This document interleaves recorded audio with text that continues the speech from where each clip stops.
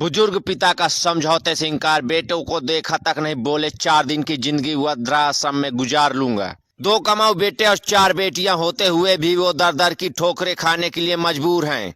और बेटों ने उन्हें घर से निकाल दिया तो बेटी ने साफ कह दिया, बेटे हैं तो उनके पास जाओ, हम नहीं रख सकते हैं। और 3 दिन से बुजुर्ग पिता को घर भेजने के लिए 2 बेटों की काउंसलिंग चल रही थी, लेकिन सारी कोशिशें बेकार हो गईं। और बेटों की हरकतों से आजीज आ चुके बुजुर्ग ने साथ जाने से इनकार कर दिया। और इसके बाद बाजार खाला पुलिस ने बुजुर्ग रामेश्वर प्रसाद की तहरीर पर दोनों बेटों विजय व ब्रजेश के खिलाफ मारने, पीटने व प्रताड़ित करने का मुकदमा दर्ज कर लिया है।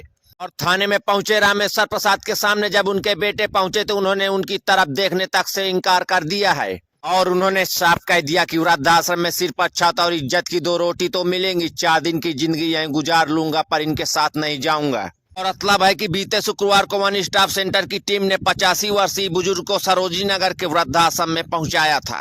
बुजुर्ग का आरोप था कि उसके दोनों बेटों ने उसे प्रताड़ित किया, बड़े बेटे ने मारा पीटा और घर से अपमानित करके निकाल दिया था।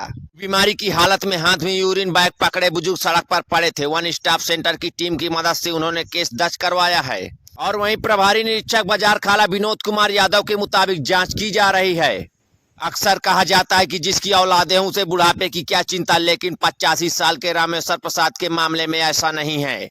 2 कमाऊ बेटे और 4 बेटियां होते हुए वे दर दर की ठोकरें खाने के लिए मजबूर हैं। और बेटों ने उन्हें घर से निकाल दिया तो बेटी ने साफ कह दिया, बेटे हैं तो उनके पास जाओ, हम नहीं रख सकते हैं। हाथ में यूरिन बैग थैला लिए सड़क पर पड़े रामेश्वर प्रसाद को वहां से गुजर रही प्रियंका सिंह की सूचना पर 181 वन स्टॉप सेंटर की टीम ने पिछले सोमवार को सरोजिनी नगर स्थित एसएस वृद्धाश्रम में आश्रय दिलवाया। और सेंटर काउंसलिंग के दौरान रामेश्वर प्रसाद ने एक पत्र लिखकर दर्द बयां किया, बताया कि पुराना टिकैतगंज में घर है और खड़े मसाले का काम था जो उनकी उम्र बढ़ने के साथ बंद हो गया। 4 बेटियां जिनकी शादी हो गई है और बेटे ड्राइवर हैं जिन्होंने घर से निकाल दिया और तबीयत बिगड़ने पर बलरामपुर अस्पताल में जाकर भर्ती हो गए और वहां से शनिवार को डिस्चार्ज किया गया तो बेटी के घर गए, लेकिन उसने भी पनाह नहीं दी। भीगी आंखों से बताया कि कमाई बंद हुई तो मैं बोझ बन गया। वहीं बड़ा लड़का 2 बार मार भी चुका है और अब मैं काम भी नहीं कर सकता और अब खाने और दवा की भी दिक्कत हो रही है और किसी वृद्धाश्रम में जगह दिलवा दीजिए। 181 वन स्टॉप सेंटर प्रभारी अर्चना सिंह ने बताया कि जिला समाज कल्याण अधिकारी सुनीता सिंह ने तुरंत बुजुर्ग को आश्रय दिलवाया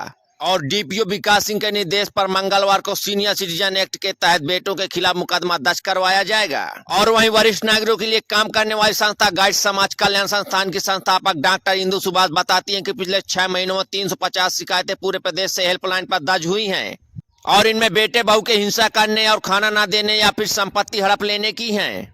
और स्थिति का अंदाजा इससे लगाया जा सकता है कि सरोजिनी नगर में समाज कल्याण के वृद्धाश्रम में 100 से अधिक बुजुर्ग हर वक्त रहते हैं।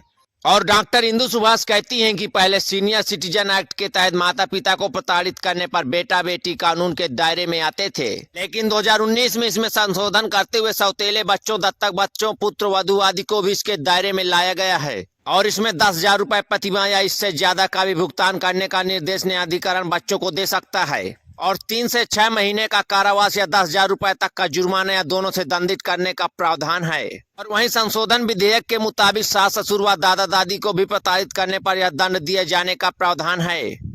आज की इस खबर पर आपकी क्या राय, हमें कमेंट बॉक्स में जरूर बताएं। अगर ऐसी खबरों के लिए आप हमारे साथ बने रहना चाहते तो हमें फॉलो करें और सब्सक्राइब करें ताकि ताज़ा अपडेट आपको मिलती रहे। ब्यूरो रिपोर्ट, उत्तर भारत टाइम्स।